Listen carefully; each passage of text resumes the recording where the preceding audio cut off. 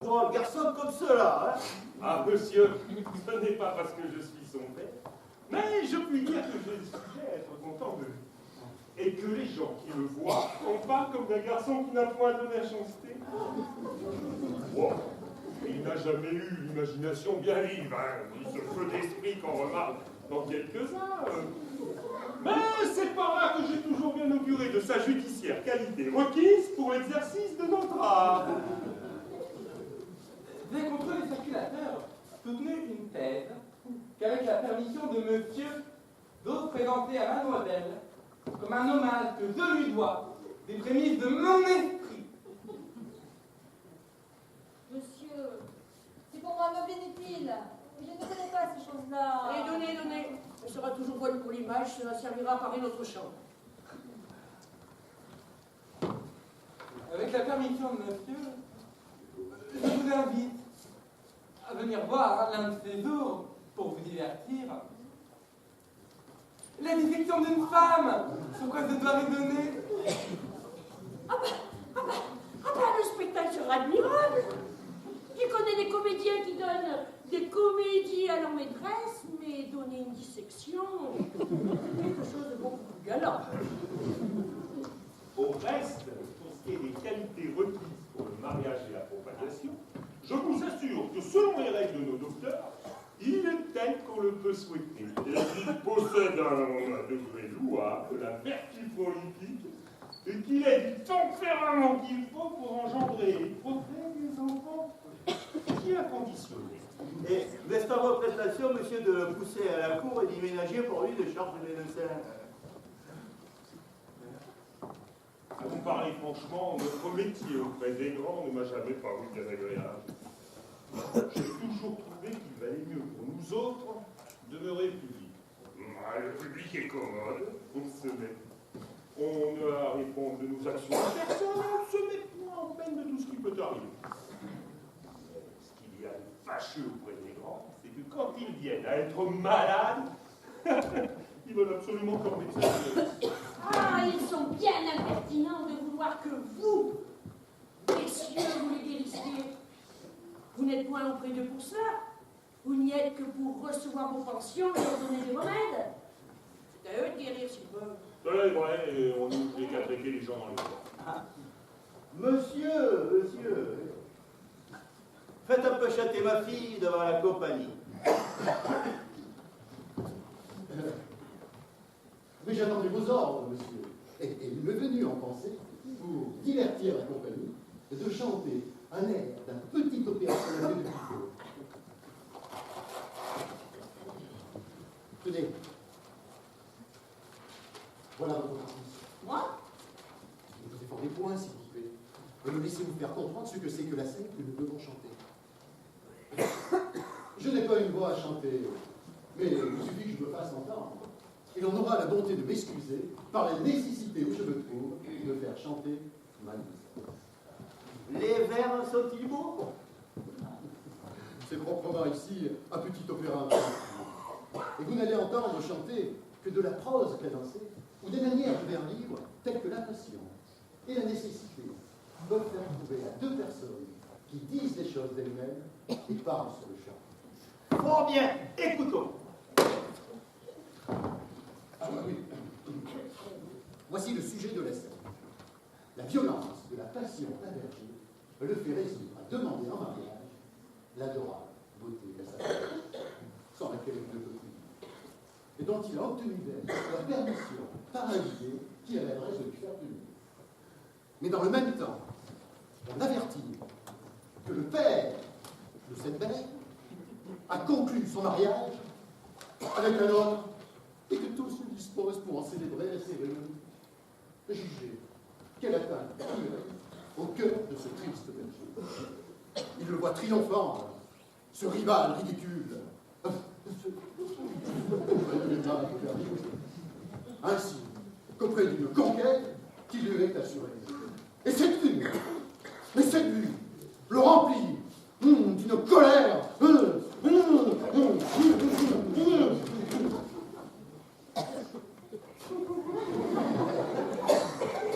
Dont il a peine à se rendre belle. Mais enfin, il brise toute contrainte, et le transport de son amour l'oblige à lui parler de ça.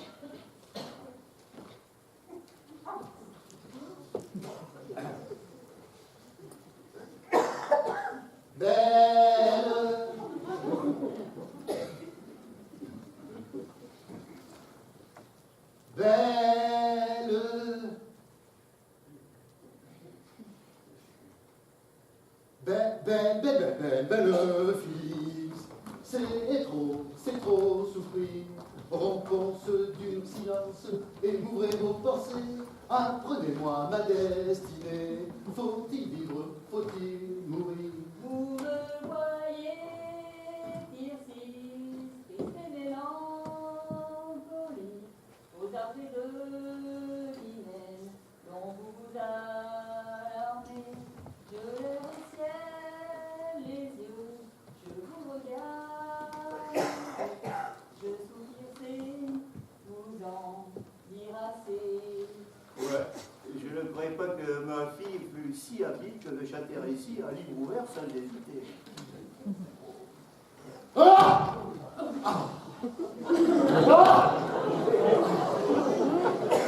Et la Suisse, belle fille, se pourrait-il que l'amoureux Tircis eût assez de bonheur pour avoir quelque place dans votre cœur?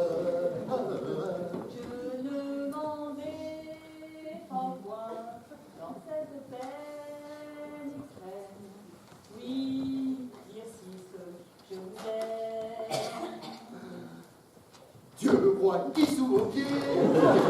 Regardez tout le monde. Faites-vous comparer votre bonheur au mien.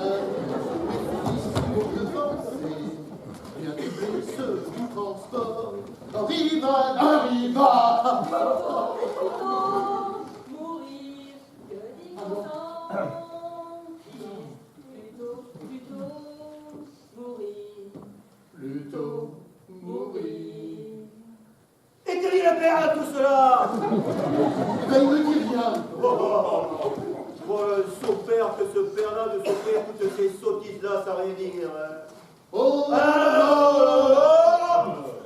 Ah voilà, cette comédie-là a de fort mauvais exemples. Le berger, Tircis, est un impertinent, et la bergère, Phyllis, est impudente de parler comme ça de son père. Montrez-moi ce papier. Montrez-moi ce papier.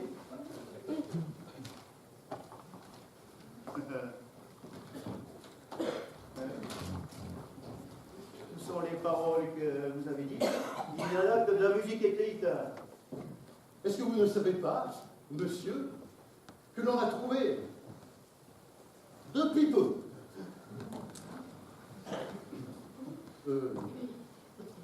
l'invention d'écrire les paroles avec les notes mêmes? Bon bien, je suis votre serviteur, monsieur. Jusqu'au revoir. Nous nous sommes bien passés de votre impertinent opéra. Mais j'ai cru vous divertir, monsieur. Les sottises ne divertissent point.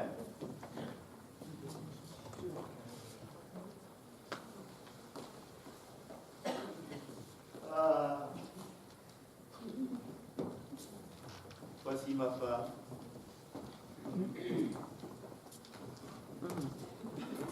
L'amour. Voilà le fils de monsieur Diaphon.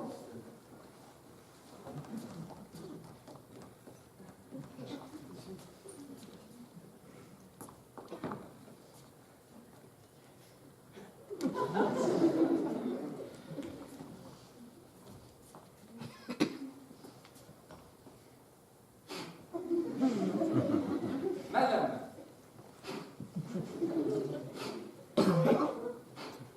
c'est avec une justice que le ciel vous a concédé le nom de belle-mère, puisque l'on voit sur votre visage. Monsieur, je suis ravie d'être venue ici à propos pour avoir l'honneur de vous voir. Que l'on voit sur votre visage, que l'on voit sur votre... Madame, vous m'avez interrompu dans le milieu de ma période, et cela m'a troublé la mémoire. Non, Thomas, réservez cela pour une autre fois. Ah, je voudrais, mamie, que vous eussiez été ici tantôt. Oh, madame, vous avez bien perdu des devoirs pointés au second père, à la statue de Léon, à la fleur nommée Eutrope, pichet dans la main de monsieur et donnez-lui votre foi comme à votre mari. Mon père, Eh bien, mon père, qu'est-ce que vous voulez dire? de grâce, ne précipitez pas les choses. Donnez-nous au moins le temps de nous connaître et de voir naître en nous l'un pour l'autre cette inclinaison si nécessaire à composer une union. Récemment, mademoiselle, elle est déjà toute née en moi et je n'ai point besoin d'attendre davantage. Si vous êtes aussi propre que monsieur n'en est pas de même pour moi. Et je vous avoue que votre mérite n'a pas encore fait assez d'impression dans mon âme. Oh, bien, bien. Tout cela aura le loisir de se faire quand vous serez mariés ensemble. Mon père, donnez-moi des temps, je vous prie. Le mariage est une chaîne où l'on ne doit jamais se mettre en cœur par force. Et si monsieur est honnête homme, il ne doit point vouloir accepter une personne qui serait à lui par contrainte. Négo comme c'est comme ça, mademoiselle. Et depuis être honnête homme et vouloir bien vous accepter de main de monsieur votre père. C'est un méchant moyen de se faire aimer de quelqu'un que de lui faire violence. Nous lisons des anciens, mademoiselle, que la coutume était d'enlever de la maison des pères les jeunes filles que l'on menait mariées. Les anciens, monsieur, sont les anciens. Et nous sommes les gens de maintenant. Les grimaces ne sont pas nécessaires dans notre siècle. Et quand un mariage vous plaît, nous savons fort bien y aller sans qu'on nous y traîne. Donnez-vous patience. Si vous m'aimez, monsieur, vous devez vouloir tout ce que je veux. Oui. Jusqu'aux intérêts de mon amour, il se vivement. Mais la grande marque d'amour, c'est d'être soumis aux volontés de celle qu'on aime. Distinguons, mademoiselle, dans ce qui ne regarde point sa possession. On ne fait d'eau. Mais dans ceux qui la regardent, négo. Vous avez beau raisonner. Monsieur est frais évolué du collège et il vous donnera toujours votre reste. Pourquoi tant raisonner et résister à la gloire d'être attaché au corps de la faculté? Alors peut-être quelque inclinaison en tête. Si j'en avais, madame, elle serait telle que la raison et l'honnêteté pourraient me la permettre.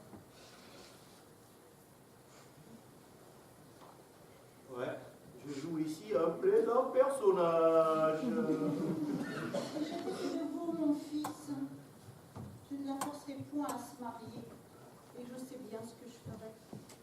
Je sais, madame, ce que vous voulez dire et les bontés que vous avez pour moi. Et peut-être que vos conseils ne seront pas assez heureux pour être exécutés. C'est que les filles bien sages et bien honnêtes comme vous se moquent d'être obéissantes et soumises aux volontés de leur père.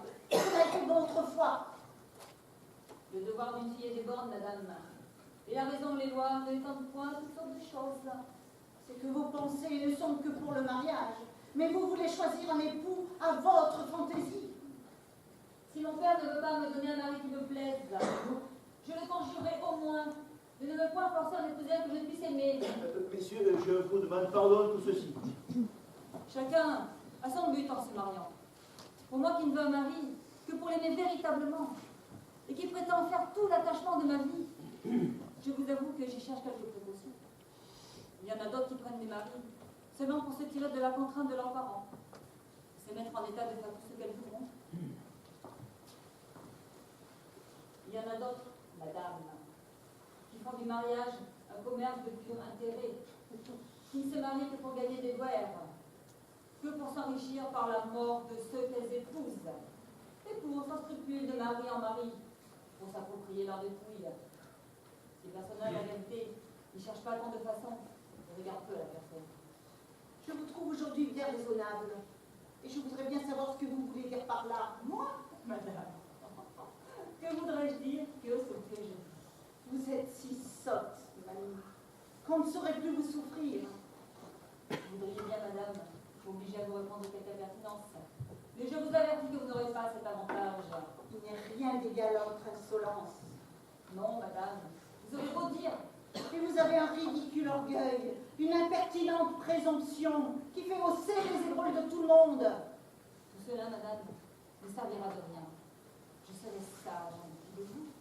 Et pour vous ôter l'espérance de pouvoir réussir dans ce que vous voulez, je vais voter de votre vue. Écoute, il n'y a point de dégueu à cela. Choisis d'épouser à 4 jours, ou monsieur, ou au courant.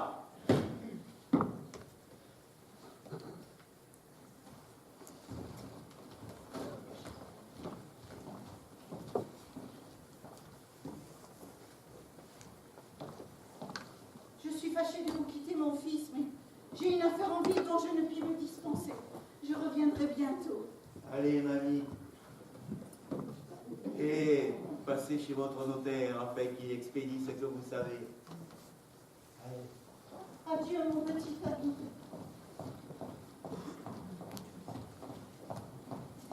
Adieu, mamie. Ah, voilà une femme qui m'aime. Ce n'est pas croyable. Nous allons, monsieur, prendre congé de vous.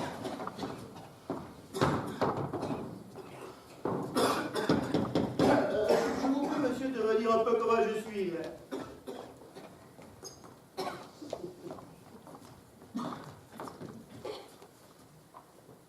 Alors Thomas, prenez l'autre bras de monsieur pour voir si vous saurez porter un bon jugement de son coup. Quid dicis? Dico que le pouls de monsieur est le pouls d'un homme qui ne se porte point bien. Bon, Il est durustule, pour ne pas dire dur, bon, bien. repoussant, Venez. et même un peu caprisant, Optimé. ce qui marque une intempérie dans le parenchyme splénique, c'est-à-dire la rate. Fort bien.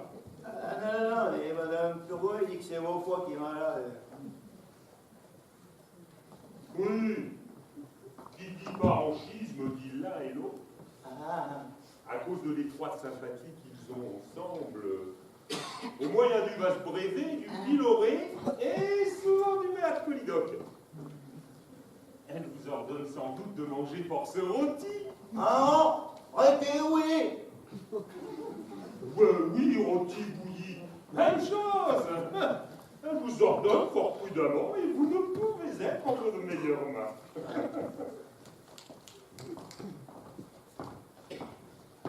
Monsieur, combien est-ce qu'il faut mettre de graines de sel dans un œuf? 6, 8, 10, comme pour les médicaments, pardon, mon père. Ah, je peux revoir, monsieur.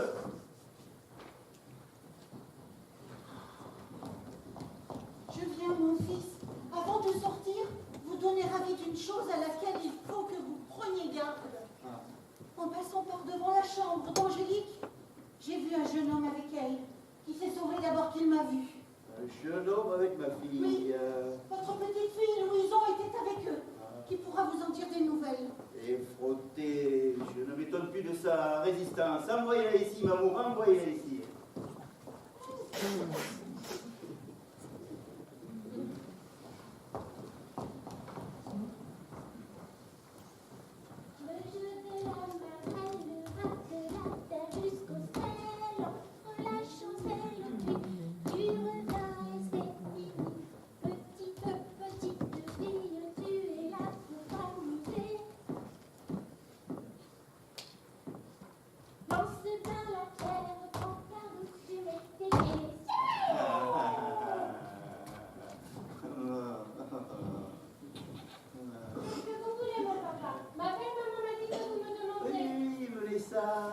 Avancez là, tournez-vous, levez les yeux, regardez-moi. Hein? Quoi? N'avez-vous rien à me dire? Ben, Hein? Je vous dirai, si vous voulez, pour vous désennuyer, le conte de Podane ou bien la fable du corbeau et du renard qu'on m'a appris depuis peu. Maître Corbeau sur un arbre perché tenait dans son bec un fromage. Ce n'est pas là ce que je vous demande. Quoi donc? Ne vous ai-je pas recommandé de me venir dire d'abord tout ce que vous voyez? Oui, mon papa. Et l'avez-vous fait? Ah oui, mon papa, je vous suis venu dire tout ce que j'ai vu. Et vous n'avez rien vu aujourd'hui? Non, mon papa. Rassurez-moi. Vraiment. Oh, ça, je vais vous faire avoir quelque chose de moi. Ah, petite masque, vous ne dites pas que vous avez vu un homme dans la chambre de votre sœur. Voilà qui vous a parlé à dire. Oh, mon papa. Ah, je vous demande pardon. C'est que ma soeur m'avait dit de ne pas vous le dire. Mais je m'en vais vous dire tout. Il faut premièrement que vous ayez le point Trouvez mon reste. Ah, mon pauvre papa, ne me donnez pas le fouet. Vous l'aurez.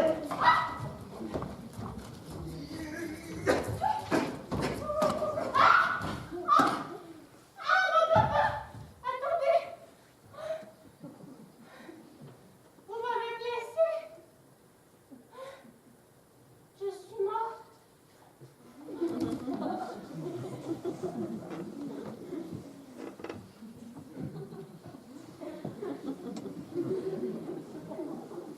Voilà. Et cela.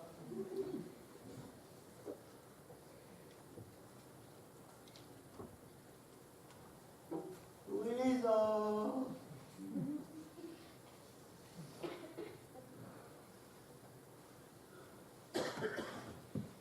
Louisa. Ah. Mon Dieu. Louisa. Ah, ma pauvre fille. Ah, malheureux. Ma pauvre fille, bon, qu'ai-je fait misérable. Ah. Chienne de verge. La peste sur les verges. Ah, ma pauvre petite fille. Ma pauvre petite Louisa.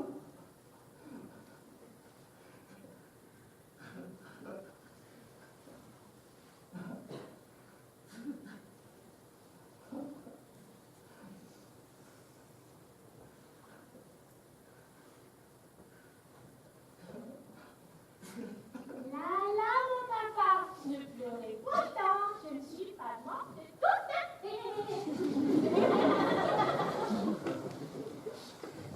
Voyez-vous la petite rusée. Oh, ça. Je vous pardonne pour cette fois-ci, mais pour vous que vous me disiez bien tout, hein. Oh oui, mon papa. Mais, prenez si bien garde au moins, car voilà un petit doigt qui sait tout, qui me dira si vous votez, hein. Mais mon papa, ne dites pas à ma soeur que je vous l'ai dit. Non.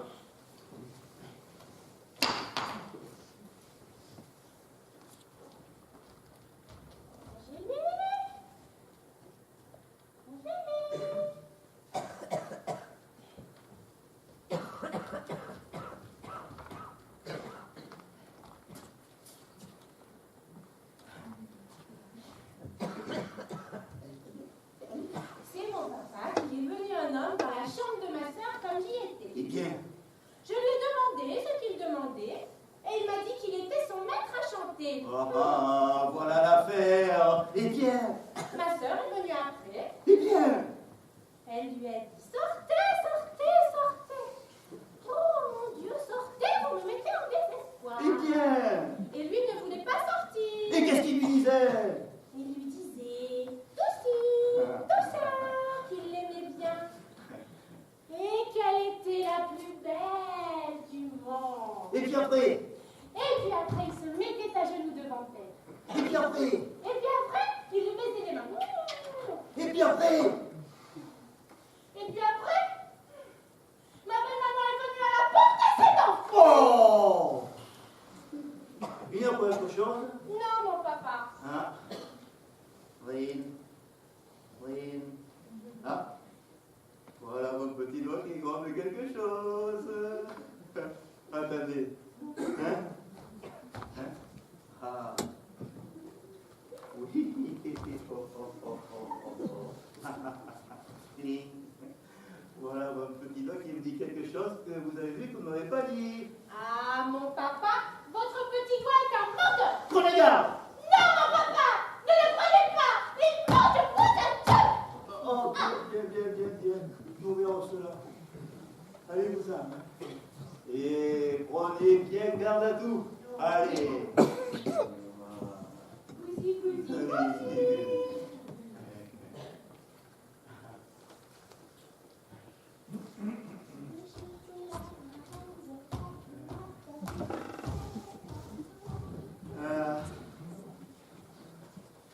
Il n'y a plus d'enfants. Ah, peu d'affaires. Je n'ai pas seulement le loisir, le songer à ma maladie.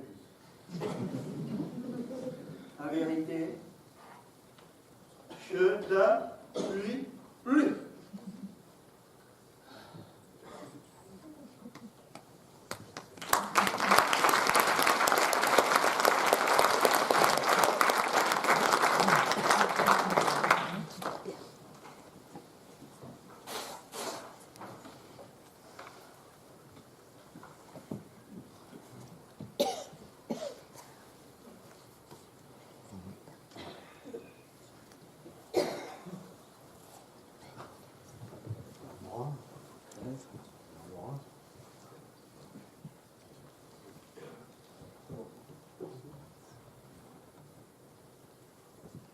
Rêve plus, fume plus, n'aime plus d'histoire. Je suis sale sans toi, je suis laid sans toi, je suis comme un orphelin. Dans un dortoir, je n'ai plus envie de vivre ma vie. Ma vie cesse quand tu pars, je n'ai plus de vie et même mon lit se transforme. Tu t'en vas, je suis malade, complètement malade, comme quand ma mère sortait le soir et qu'elle me laissait seule avec mon désespoir. Je suis malade, parfaitement malade. T'arrives, on ne sait jamais quand. Tu repars, on ne sait jamais où. Et ça va faire bientôt 2 ans que tu t'en fous. Comme un rocher, comme un péché, je suis accroché à toi. Je suis fatigué, je suis épuisé de faire semblant d'être heureux. Quand ils sont là, je bois toutes les nuits. Et tous les whisky, pour moi, ont le même goût. Et tous les bateaux portent ton drapeau. Je ne sais plus où aller. Tu es partout, je suis malade, complètement malade. Je verse mon sang dans ton corps et je suis comme un oiseau mort. Quand toi tu dors, je suis malade. C'est ça, je suis malade. Tu m'as privé de tous mes chants. Tu m'as vidé de tous mes mots. Et j'ai le cœur complètement malade, cerné de barricade. T'entends, je suis malade.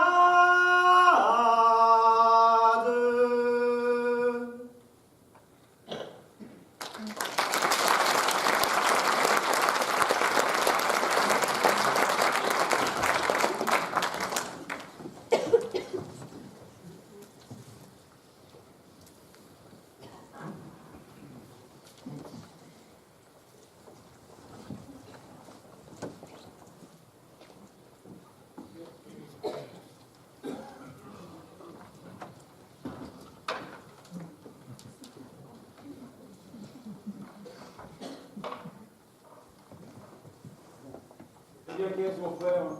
Comment vous portez-vous? Mon frère, fort mal. Comment fort mal? Je suis dans une faiblesse si grave que ce n'est pas croyable. Voilà qui est fâcheux. Je n'ai même pas la force de parler. J'étais venu pour vous présenter un parti pour ma nièce Angélique. Mon frère, tu ne parles pas de cette coquille-là. C'est une fripone, une impertinente, une effrontée que je mettrai dans un couvert de 2 jours. Ah, ben voilà qui est bien, tiens. Je suis bien aise que la force vous revienne un peu et que ma musique vous fasse du bien. Hein. Et nous reparlerons d'affaires tantôt. Non. N'abandonnez pas, s'il vous plaît, les intérêts de votre nièce. J'emploierai toute chose pour obtenir ce qu'elle souhaite. Ah, il faut absolument empêcher ce mariage extravagant qui s'est mis dans la fantaisie. Et j'avais songé à moi-même que ce serait une belle affaire que de pouvoir introduire un médecin à notre guise, pour le dégoûter de sa Madame Turgot et lui décrier sa conduite. Nous n'avons personne en main pour cela. Aussi, j'ai résolu de jouer un tour de ma tête. Comment? C'est une imagination burlesque. Laissez-moi faire, agissez de votre côté.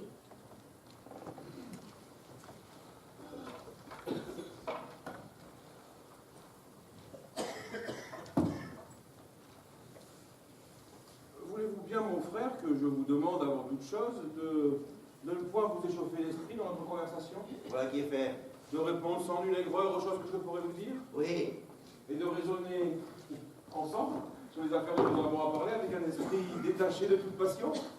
Mon Dieu, oui, voilà bien du préambule. D'où vient mon frère, qu'ayant le bien que vous avez et n'ayant d'enfant qu'une fille, car je ne compte pas la petite, hein, d'où vient, dis-je, que vous parliez de la mettre dans un couvent? D'où vient mon frère que je suis maître dans ma famille pour faire ce que bon me semble?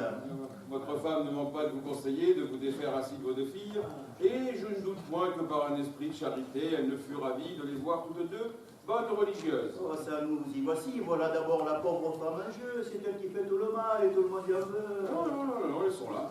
Une femme qui a les meilleures intentions du monde pour votre famille, qui est détachée de toutes sortes d'intérêts, qui a pour vous une tendresse merveilleuse, qui montre pour vos enfants une affection et une bonté qui n'est point concevable, cela est certain. Mais n'en parlons plus et revenons à votre fille.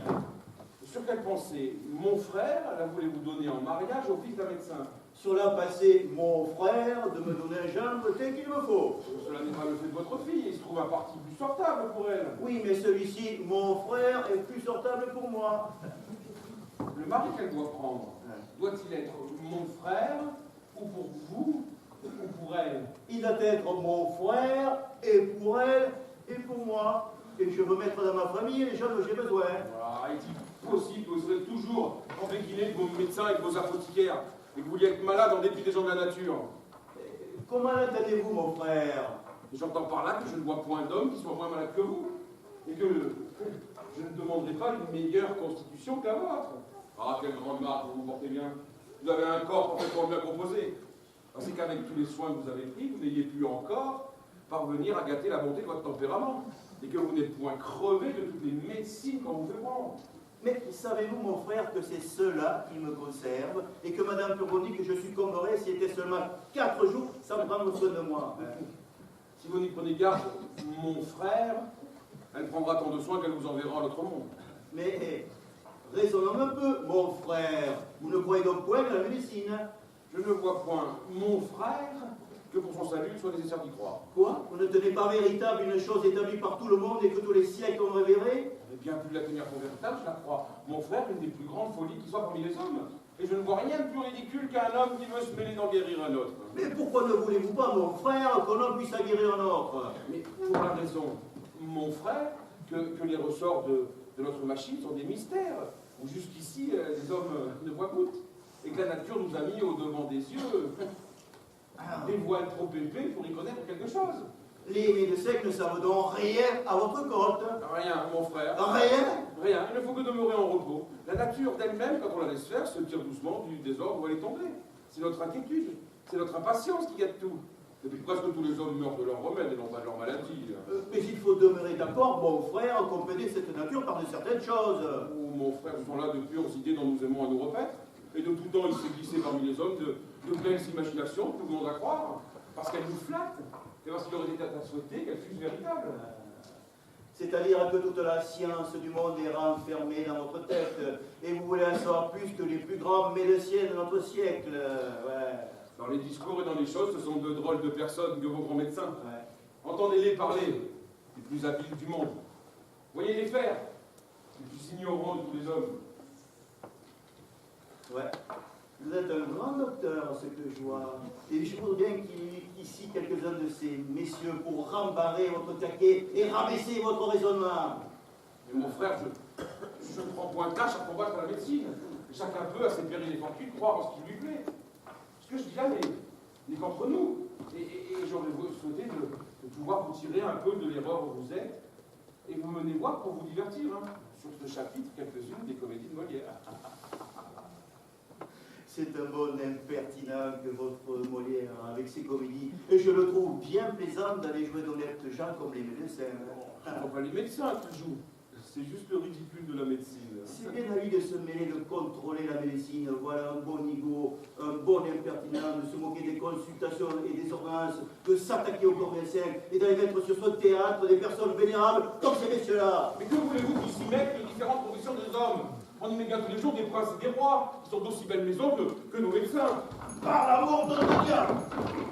Si j'étais que des médecins, je me fâcherais de cette impertinence. Et quand il sera malade, je le laisserai mourir sans secours. Il aurait beau faire et beau dire, je ne lui en donnerai pas la moindre petite saignée, le moindre petit lavement, et je lui dirais crève, crève, ça t'apprendra 3 fois toujours la faculté. Eh ben, vous voilà bien en colère contre lui. Et tant pis pour lui s'il a fait un recours au remède. Il a ses raisons pour n'en pas vouloir. Il soutient que cela s'est permis qu'aux gens vigoureux et robustes et qui ont des forces de reste pour porter les remèdes avec la maladie. Mais que lui, justement, n'a de force que pour porter son mal. Les sautes raisons de voilà. Tenez mon frère, ne parlez point de cet homme-là davantage, car ça m'échauffe la bile, et vous me donneriez mon mal. Eh bien, je le veux bien. Et pour changer de discours, je vous dirais que sur une petite répugnance que vous témoigne votre fille, vous ne devez pas prendre la résolution violente de la mettre dans le courant, que pour le choix d'un gendre, vous ne devez pas suivre aveuglément la passion qui vous emporte, et que l'on doit, en cette matière, s'accommoder un peu à l'inclinaison d'une fille, puisque c'est pour toute la vie. Et que de là dépend tout le bonheur d'un mariage. Mon frère, avec votre permission.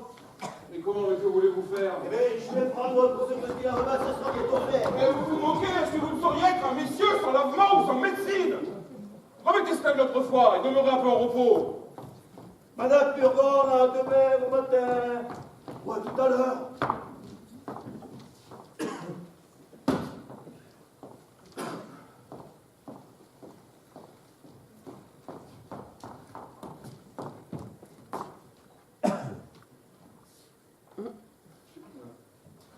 De quoi vous mêlez-vous? De vous opposer aux ordonnances de la médecine et d'empêcher monsieur de prendre mon clistère. Je vous trouve bien plaisant, monsieur, avec cette hardiesse-là. Allez, madame, on voit bien que vous n'êtes pas accoutumée de parler à des visages.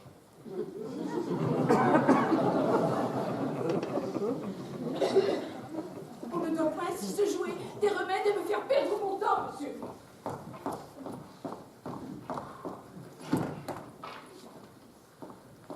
Mon frère, vous serez codicié de quelques malheurs, hein. Oh, le grand malheur de ne pas prendre à la vente madame Turgot. Mais encore un coup, mon frère, est-il possible qu'il n'y ait pas un moyen de vous guérir de la maladie de la médecine et que vous vouliez toute votre vie être enseveli sous leurs remèdes? Mon Dieu, mon frère, vous parlez comme un homme qui se porte bien, mais si vous étiez à ma place, vous changeriez bien de la main. Il est aisé de parler contre la médecine, de la pleine santé. Et quel mal vous avez? Je voudrais que vous lissiez mon mal pour voir si vous jaseriez dalle. Ah, voici un monde impurement. On fait refus de prendre le remède que j'ai prescrit. Madame, ce n'est pas... Elle a une hardiesse bien grande, une étrange rébellion d'un malade contre son médecin. Un clistère que j'ai pris plaisir à composer moi-même. Ce n'est pas moi. Inventé, formé dans toutes les règles de l'art. Et qui devait faire dans les entrailles un effet merveilleux. Mon frère. Le renvoyer avec mépris. C'est lui. C'est une action exorbitante. Un contrat énorme contre la médecine. Il est Un crime de lèse-faculté qui ne se peut se punir. C'est mon frère, hein. Je vous déclare que je romps tout commerce avec vous. Que je ne veux plus d'alliance avec vous. Et que pour finir toute liaison avec vous, voilà la donation que je devais faire à mon neveu. Mais la donation en faveur du mariage. Et non, et ben non, et non.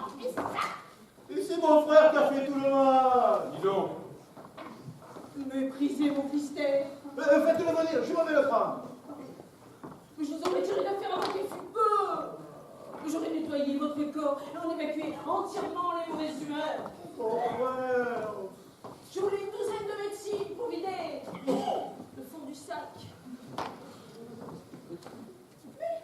Puisque vous n'avez pas voulu guérir de mes mains, Ce n'est pas ma faute. puisque vous êtes soustrait de l'obéissance que l'on doit à son médecin, oui. Pas du tout. Et puisque vous vous êtes montré rebelle au remède que je vous ai ordonné, je vous déclare que je vous abandonne à votre mauvaise constitution, à l'intempérie de vos entrailles, à la corruption de votre sang, à l'âcreté de votre bile et à la féculence de vos humeurs. Oh, Et je veux qu'avant qu'il soit 4 jours, oui, 4 jours, vous deveniez dans un état incurable et que vous tombiez dans la bradypepsie. un plus bon. Et dans la bradypepsie, dans la dyspepsie. Le plus bon. Et de la dyspepsie, dans l'apepsie. Le plus bon. Et de l'apepsie, dans la liantérie. Le plus bon. Et de la liantérie, dans la dysenterie. Le plus bon.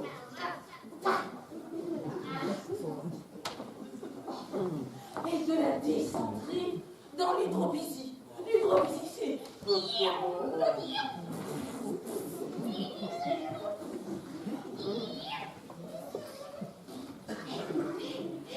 là, il a...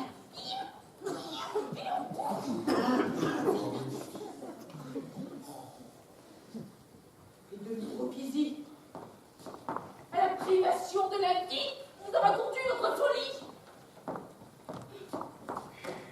Je ne salue pas.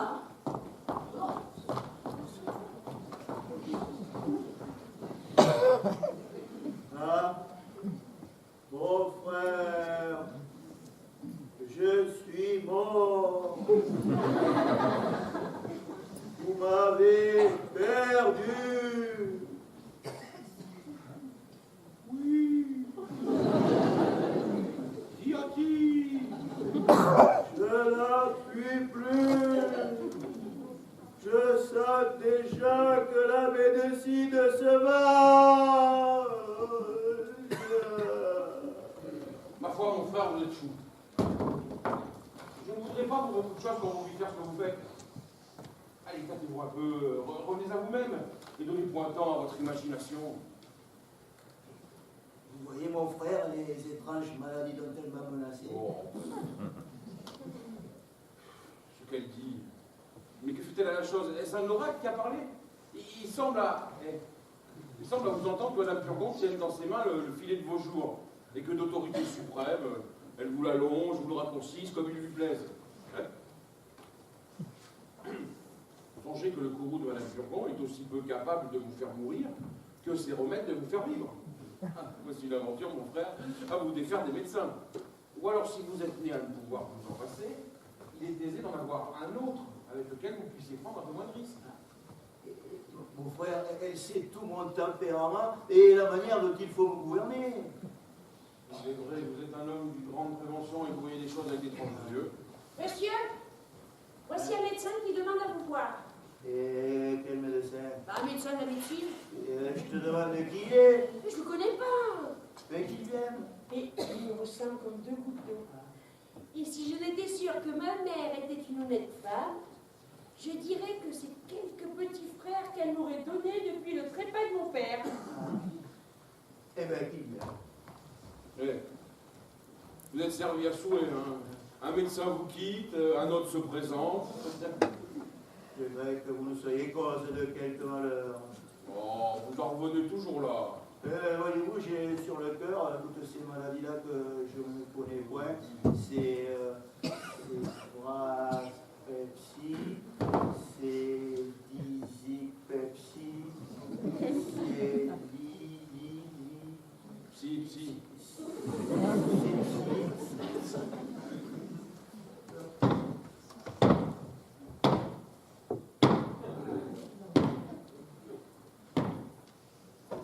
Monsieur,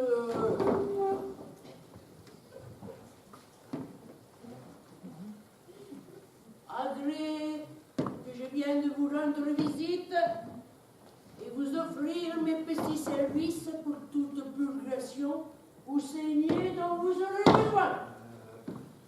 Monsieur, je vous suis fort obligé. Et ne diriez-vous pas que c'est effectivement Antoinette La ressemblance est tout à fait grande. Hein. Monsieur, je vous demande pardon de tout mon cœur. Je suis votre serviteur. Vous ne trouverez pas mauvais, s'il vous plaît, la liberté que j'ai prise de venir voir un illustre malade que vous êtes. Et votre réputation qui s'étend partout peut excuser le liberté que j'ai prise. Serviteur. Donnez-moi votre pouls. Allez, que l'on batte comme il faut. Alors, je vous ferai aller comme vous devez. Mais, ce pouls-là fait l'impertinent. Je vois que vous ne me connaissez pas encore. Qui est votre médecin? Madame Turgot. Cette femme-là des points écrites sur mes tablettes. Grand médecin. Et de quoi dit-elle que vous êtes malade? Elle dit que c'est du foie et l'autre dit que c'est de la rate. Ce sont tous des ignorants. C'est du poumon que vous êtes malade. C'est du poumon? Oui. Que sentez-vous?